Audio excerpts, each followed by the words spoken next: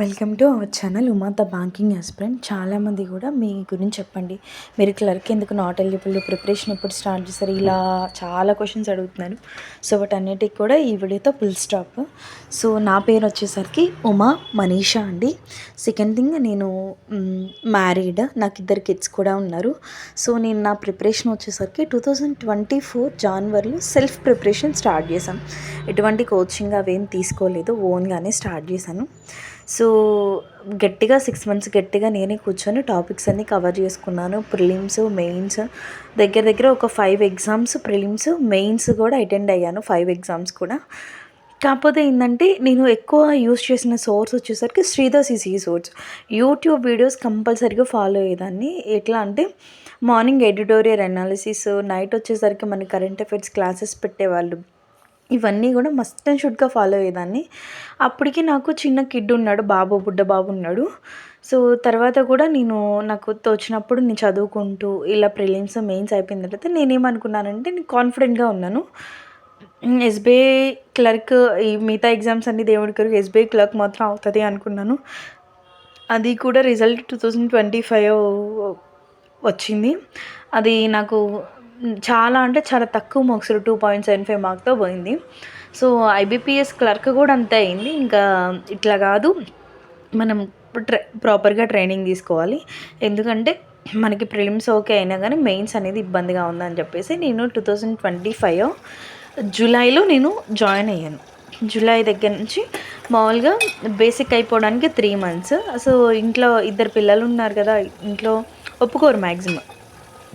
ఇంట్లో ఎలా కన్విన్స్ చేసుకుని శ్రీధర్ సిసిలో జాయిన్ అయ్యి basic along with target mains 2 finish చేసుకున్నా. ఈ ప్రిపరేషన్ ఏంటంటే మార్నింగ్ దానికి అటెండ్ అయితే ఆఫ్టర్నూన్ ఈ క్లాసెస్, మళ్ళీ ఆఫ్టర్నూన్ ఎక్స్ప్లెనేషన్స్కి కూడా అటెండ్ అయ్యేదాన్ని. సో అప్పుడు ఏంటంటే 4:30కి లేస్తే నైట్ 10కి 10-11 అయ్యేది. ఎక్స్ప్లెనేషన్స్ కూడా అటెండ్ అయ్యేదాన్ని ఒకేసారి. సో ఆ 4 మంత్స్ ఏంటంటే బాగా ఫుల్ స్ట్రెస్ అయిపోయింది నాకైతే. తర్వాత నేను ప్రాపర్గా ఇచ్చిన ఎగ్జామ్ వచ్చేసరికి IBPS RRB PO mains exam అండి. ఎందుకంటే ఐబీపీఎస్ పీఓ మెయిన్స్ అప్పటికి నాకు సిలబస్ అవ్వలేదు. సెకండరీ థింగ్, అది కూడా నాకు చాలా తక్కువ మార్క్స్తో పోయింది కట్ ఆఫ్ అనేది. సో నేను సాటిస్ఫై ఇచ్చింది వచ్చేసరికి ఐబీపీఎస్ ఆర్ఆర్బీ పీఓ మెయిన్స్. అది వచ్చేసరికి బేసిక్ ప్రిలిమ్స్ క్వాలిఫై అయ్యాను, మెయిన్స్ అటెండ్ అయ్యాను, మెయిన్స్ స్కోర్ కార్డ్ కూడా పెట్టాను. సో నాకు అనిపించింది ఏంటంటే, నేను ఆ ఎగ్జామ్కి ముందే అనిపించింది నాకు ఇంగ్లీష్ బాగా ఇంప్రూవ్ చేసుకోవాలి, ఇంకా బాగా చదవాలి, గట్టిగా చదవాలి అని. సో అదొకటి నేను కొంచెం నెగ్లెక్ట్ చేశానేమో అనిపించింది. దాన్ని నేను కంపల్సరీగా కవర్ చేసుకోవాలి నెక్స్ట్ ఎగ్జామ్కి. సెకండ్ థింగ్, కరెంట్ అఫైర్స్ మాత్రం నేను ఇంప్రూవ్ అయ్యానని చెప్పాలి. కంప్యూటర్ నాలెడ్జ్ అంటారా, నేను చదివాను కానీ రాలేదు. సో అది కూడా నేను ఇంకా మంచిగా గట్టిగా చదవాలి, క్షుణ్ణంగా చదవాలి, క్లియర్గా. సో ఇదండి, this is regarding completely about me. And నాకైతే ఇప్పుడు ప్రజెంట్ అయితే ఎక్స్ప్లెనేషన్స్కి వెళ్ళటం, ఇన్స్టిట్యూట్కి వెళ్ళి చదువుకోవడం ఇది ఛాన్స్ అయితే లేదు. ప్రజెంట్ మా పెద్ద బాబు అయితే స్కూల్కి వెళ్తాడు, మా చిన్న బాబుని మాత్రం కంపల్సరీగా నేనే చూసుకోవాలి. నాకైతే సపోర్ట్ ఎవరు లేరు. ఇంట్లో వర్క్స్ చేసుకుంటూ, పిల్లల్ని చూసుకుంటూ, నైట్ స్టడీ చేస్తూ నేను ప్రిపేర్ అవుతున్నాను. నైట్ అవుట్స్ ఎక్కువ చేస్తున్నాను. సో నేను క్లర్క్కి ఎందుకు ఎలిజిబుల్ కాదు అంటే, నా ఏజ్ అయిపోయింది అప్పటికి 28 years as per the certificate date of birth అది. సో అప్పటికే నా ఏజ్ అయిపోయింది. సో ఇప్పుడు నేను పీఓకి ఇయర్ మాత్రమే ఎలిజిబుల్. సో అందుకని గట్టిగా చదువుదామని కూర్చున్నాను.